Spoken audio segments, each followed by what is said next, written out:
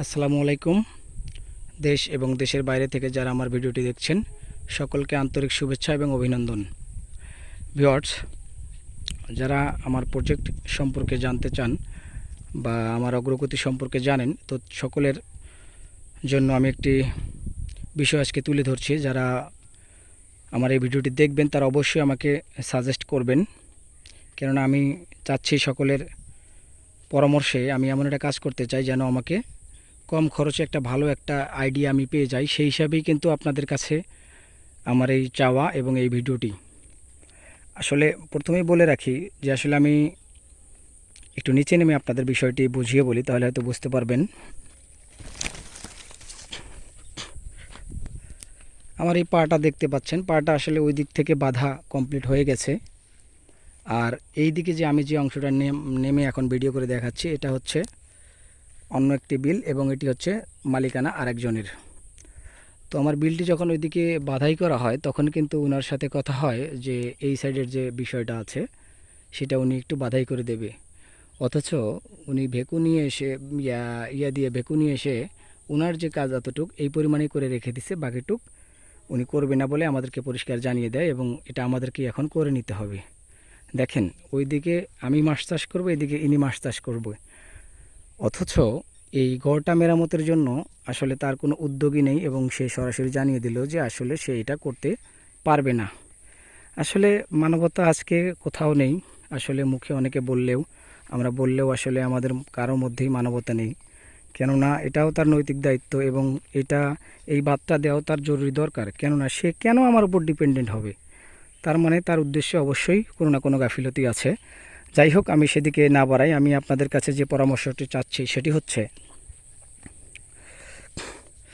আমি চাচ্ছি যে আমার যে সুপারি গাছগুলো আছে, আমি এদিকে পুরোটা আমার যে এলাকাটা আমি পুরোটা একটি বাউন্ডারির মধ্যে নিয়ে আসবো এবং সেই হিসেবে মানে অনেকে আমাকে পরামর্শ দিচ্ছে যে আমি যে নেট ব্যবহার করব সেই নেটটাকে এই ঘরের এই ভিতর দিয়ে দেওয়ার জন্য। কিন্তু আসলে আমি এর পক্ষে না এবং আমি এর বিপক্ষে। অর্থাৎ আমি চাচ্ছি যে আমার নেটটা গাছের এই দিক দিয়ে থাকবে।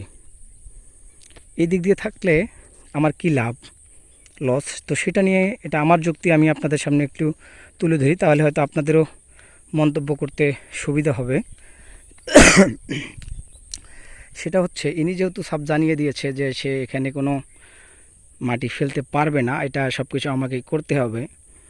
তো যেহেতু আমাকে মাটি ফেলতেই হচ্ছে, কেননা দেখেন কি অবস্থা, আমি তো এদিক দিয়ে বাধাই করে ফেলছি, কিন্তু এদিকে যদি আমি মাটি না দেই তাহলে আমার যে এই মাটিগুলো দেখতে পাচ্ছেন এগুলো কিন্তু কিছুদিনের মধ্যেই বৃষ্টিতে ধুয়ে যাবে এবং এই গত কয়েকদিনের একটু বৃষ্টিতে অনেক জায়গায় কিন্তু আমার এরকম হয়ে গেছে।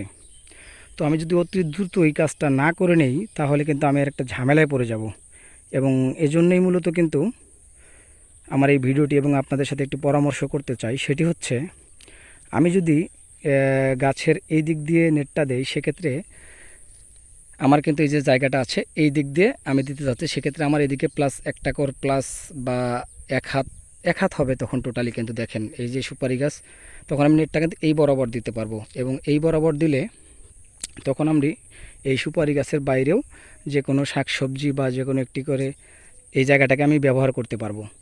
অন্যদিকে একটা ক্ষতির দিক হচ্ছে, আমি যদি নেটটা গাছের এই দিক দিয়ে দেই, দেখেন তাহলে আমাকে মিনিমাম এই দিক দিয়ে দিতে হচ্ছে, অর্থাৎ একটা করে জায়গা পরিমাণ রেখে দেওয়া লাগতেছে।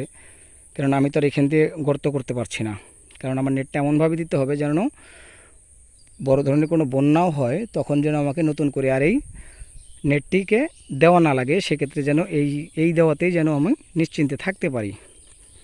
সেক্ষেত্রে কিন্তু আমার এই জায়গাটাও নষ্ট হয়ে যাচ্ছে এবং আমার জায়গা কিন্তু পরিধি কমে আসতেছে।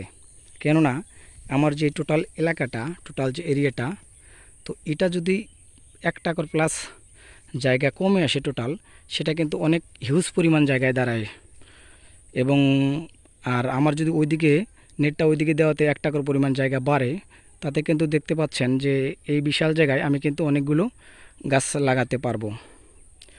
এবং আমি একটি সাধারণ সংক্ষেপে বলি, আমি যেহেতু ঢেঁড়স লাগাচ্ছি, তো যদি আমি একটি করে ঢেঁড়স গাছ সুপারি গাছের ওই দিক দিয়েও লাগাতে পারি, তাহলে দেখেন কী পরিমাণ ঢেঁড়স গাছ আমার এখানে বাড়বে, সেটা চিন্তা করেন। কেননা যেহেতু আমাকে মাটি দিতেই হচ্ছে ওইদিকে, আমার যে কন্ডিশন, এখানে মাটি দেওয়া ছাড়া আমার কোনো উপায় নেই, আমি আপনাদেরকে দেখাচ্ছি। তো আসলে যেহেতু বেশিরভাগ মানুষই আমাকে নেটটা আসলে ভিতর দিয়ে দেওয়ার কথা বলতেছে। আমি আসলে জানি না কেন তারা বলতেছে, আসলে এর পক্ষে বা তাদের যুক্তিও কি আমি কয়েকজনকে জিজ্ঞেসও করেছি, কিন্তু তারাও কোনো যুক্তি দেখাতে পারেনি। কিন্তু আমি চাচ্ছি যে যেহেতু আমার কিছু টাকা কষ্ট হচ্ছে এখানে, সেহেতু এই টাকাটা যেন আমি এখান থেকে ব্যাকআপ তুলতে পারি, কেননা মাটি আমাকে দিতেই হবে।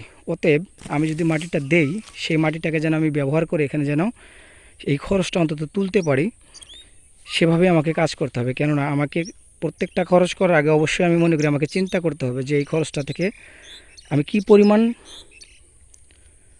মুনাফা তুলতে পারবো বা কী পরিমাণ সুবিধা নিতে পারবো, এটাকে মাথায় রেখেই কাজ করতে হচ্ছে। কেননা আমি যদি এই গাছগুলোর ওই দিক থেকে কোনো মাটি না দেই, আমার মনে হয় না এই বর্ষার শেষে আমার এই ঘরের অবস্থা ভালো থাকবে, একদম বেহাল দশা হয়ে দাঁড়িয়ে যাবে। এজন্যই আসলে আপনাদের সাথে বিষয়টি তুলে ধরলাম, এবং আপনারা অবশ্যই যারা এই বিষয়ে অভিজ্ঞ আছেন বা মাছ চাষের সাথে জড়িত আছেন, তারা অবশ্যই আমাকে পরামর্শ দিবেন, এবং আপনাদের পরামর্শের ভিত্তিতেই ইনশাল্লাহ আমি আমার কাজটি করার চেষ্টা করব। সত্যি বলতে কি, আপনারা যদি যৌক্তিক কোনো পরামর্শ কেউ দিতে পারেন, তবেই হয়তো আপনাদের বা আপনাদের কথার মূল্যায়নটা করা যাবে। কিন্তু আপনি যদি অহেতুক বলেন কোনো বিষয়বস্তু ছাড়া, আসলে সেটা তো আর মেনে নেওয়া সম্ভব নয়। সেক্ষেত্রে হয়তো আমি আমার সিদ্ধান্তেই বলবৎ থাকব। তো দেখা যাক, এই হচ্ছে আজকের মতো এই অবস্থা। তো ভালো থাকবেন, সুস্থ থাকবেন, আল্লাহ হাফেজ।